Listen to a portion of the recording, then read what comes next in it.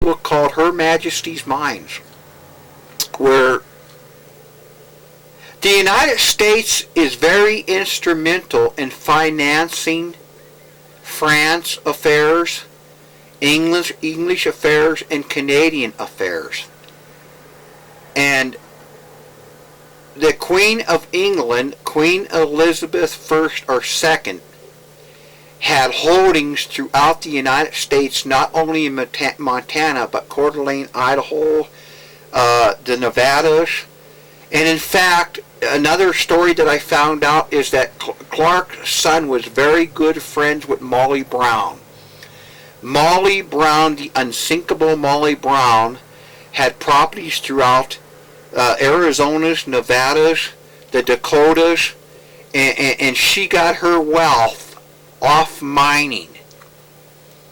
And many, many people who were aboard the Titanic got their wealth off of mining.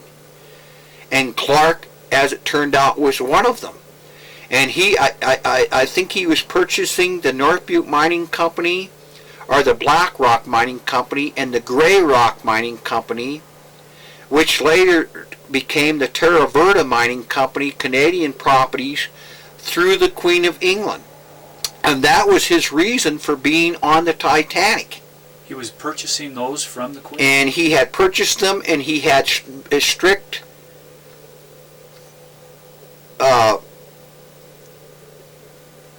notice, or how would you say, orders? It was important to him to get back to New York because his father's residences were there, and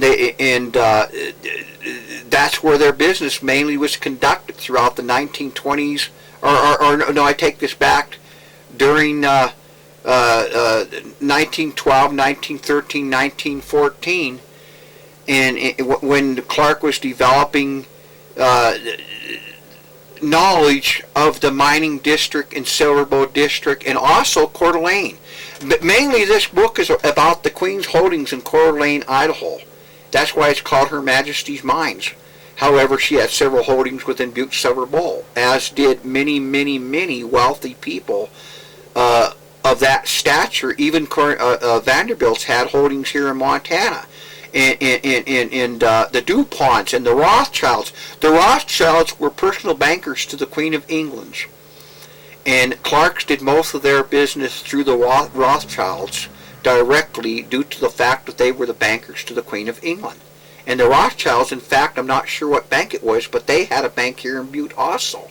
And they had financed Marcus Daly later in his banking business when he had the Daly Bank. What about Clark's holdings down in Arizona on the Mexican border in the Mexican War? What about that? That I'm not too familiar with. I can touch a little bit on it, but I'm not too familiar with it.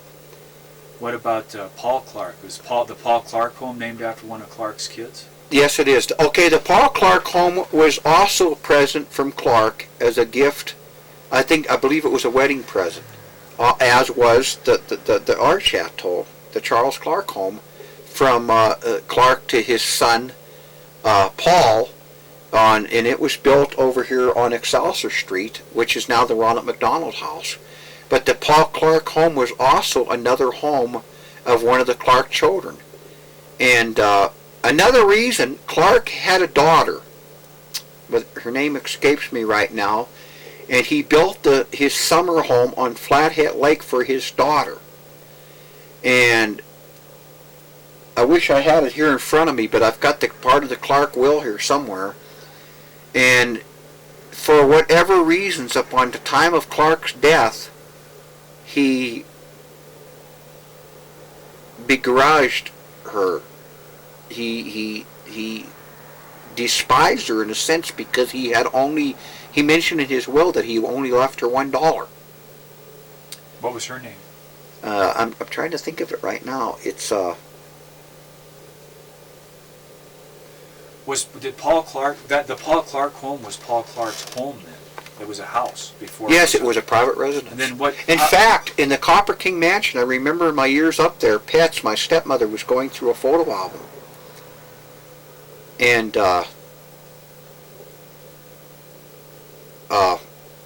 there were several pictures of when they were building it and the inside of it and how he wanted to look, and they put out a pamphlet about the same time or after. I think it was after they built the Columbia Gardens. See, when they built the Columbia Gardens here in Butte, there was a thing in Clark's will that it was a gift to the people of the city of Butte. It was not supposed to be touched or torn down or mined under. Some way, somehow, years later, the Anaconda Company, when all these other mining companies started diminishing and the Anaconda Company took everything over and started buying up all these mining properties, they found a loophole, some way to mine under it. But the will said it was to the people. But it was in his original will. I remember seeing this, that this was a gift to the city of the people of Butte, and was not to be, what do you call that when you dig up ground, hollowed. It was not to be mined under it. That was his sincere gift to the city of Butte. And from my understanding, Clark also had immense estates in the Carolinas. And one mansion till this day does exist there on the Breakers. Am I right? The Breakers. But it escapes me what it was. And Clark is buried there. I believe that's where his tomb is in the Carolinas, the Breakers. His tomb is directly across a little creek. There's a little arch bridge. I've seen pictures of it, and he's buried directly across from Tyrone Power, the movie Stone Tyrone Power. And I remember my stepmother coming back from, well, Ann Cote Schmidt has relatives. Her daughters lived in the Carolinas, Gretchen and Aaron. And she went there on several visits, and she found all this out. Now, how is it that Ann Cote Smith is your stepmother? Well, she's my stepmother in the sense that she sort of adopted me. You know, I ran around like a dog with his head cut off, or lost puppy years ago when I was, you know, smaller in my teenage years, and I was just wild. And she sort of took me in and adopted me in a sense in that she, you know, I called her mother, and she took care of me, and I lived there on and off for my teen years. Well, basically from the time I was 11, 12 years old up into my 20s. And I came and I went, and you know, my involvement with the Knievels, it was necessary to travel all over, and in my Knievel years I did a lot of research, and you know, I was always, you know, behind the scenes, and I was instrumental in getting information and in public relations, and a golfer, and I basically did the same thing for the Copper King Mansion in my years living up there. I thrive on sensationalism, like my stepmother says. And anything that is sensational, be it an airplane that's built with a particular superstructure, or a luxury liner ship, or the mines here in Butte, or the history here, or Chicago, or New York, or whatever it may be, I get interested in this, and my mind brings me to research it, to find out its origin, why it was built, its particular reason for being built. And as you will find out here in Butte, Montana, as is most major cities such as Chicago, Illinois, and in Las Vegas, Nevada, in these cities, there's a specific reason why everything was built. Well, now, you mentioned that all that art that went from Clark to the Corcoran Gallery. Now, what was his connection to the Corcoran Gallery? This I can't find anything else about. And another funny thing about, when Clark died in 1925, he had a vast wealth net worth. It is estimated that he was making $17 million a month tax-free at the time of his death. Okay, now in this book, Splendor Seekers, I believe that's the name of the book, it compares millionaires throughout different periods of time up to that date. And people have to realize he was not paying taxes. This money was scot-free. And this enabled him to finance things up front with his own money. For instance, that railroad that he built, he completely financed himself. Why was he not paying taxes? Well, I don't understand what the reason was, but at that time it was just tax-free, from my understandings. And the thing that eludes me and escapes me, and my stepmother over the years pets up the mansion, she has always been bewildered by this. Whatever happened to all this money? Is this how they started the Anaconda Company? or years later, or in fact, a funny thing that I found out, I think it was the Chrysler Building or the Empire State Building. One of these buildings at one time or another housed the corporate offices, worldwide offices of the Anaconda Company. And there was a movie put out during the 1950s where they mention this.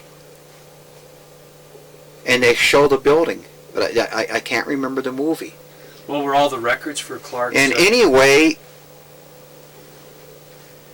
the money was squandered, lost, whatever happens, nobody really knows.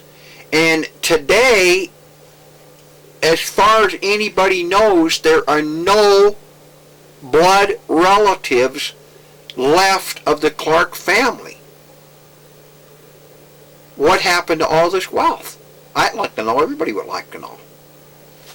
And be as it may, the Anaconda Company went on and on and on. But Clark, in his lifetime, accomplished one thing. There's this book, War of the Copper Kings. And it's basically a struggle and goes into the business affairs of F. Augustus Hindy, Marcus Daly, and W.A. Clark, the main three players in the Copper Kings. They're known as the Copper Kings in that they made their wealth and their fortune off of the copper mining without the Butte and Silverbow district and the Montana district and the Nevadas and Arizonas and whatever their affairs were. And W.A. Clark was a success. He was the leading successor in that he let time play out. Heinz, he made many mistakes. He was a flamboyant German immigrant. He was eccentric and he was flamboyant and he did a lot of dumb mistakes. In fact, he gambled away a lot of his mining holdings right here in Butte in a famous card game. What was that? And all of Butte had watched. They stood outside and they watched and they listened. And he had the Amalgamated Copper Company, and from my understandings, he lost it in a card game. Where was that at? And the card game was held right here in Butte, and I think it was held at well, anyway, it escapes me, but it's well known in the history books. And he was a gambler, and he was a ladies' man, and he just made a lot of mistakes, and he spent a lot of people's money that were backing him, and he made a lot of enemies due to this fact. Well, you were saying that Clark was kind of a gangster himself. And touching back to Clark also made some mistakes, but Clark outlasted Marcus Daly and Heinze in the fact that he was he winded up with the whole ball of wax in the end, and that Augustus Heinze died of some sexual disease or whatever it was, I believe. And Marcus Daly passed away. Clark went on. And Marcus Daly also made a few mistakes, but Daly had extreme backers in that he had the Rothschilds, the DuPonts, and the Hearst family backing him in his undertakings. When Clark did things, he had to think about it ahead of time, and he didn't have these other people backing him. Well, we've got the situation of Evel Knievel. And then another.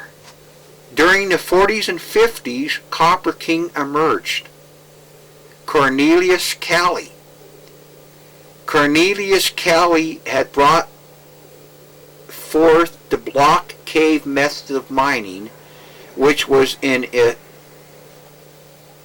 sense mining the riches of ore within the Butte district through one mine, which became the Kelly mine. They found a way to mine all the ores through all the other mines, bring it in through the shafts of the Kelly mine and up through the Kelly mine, which makes Cornelius Kelly, and he was also instrumental in bringing the Berkeley pit open pit mine into being. Cornelius Kelly, he was the fourth Copper King. And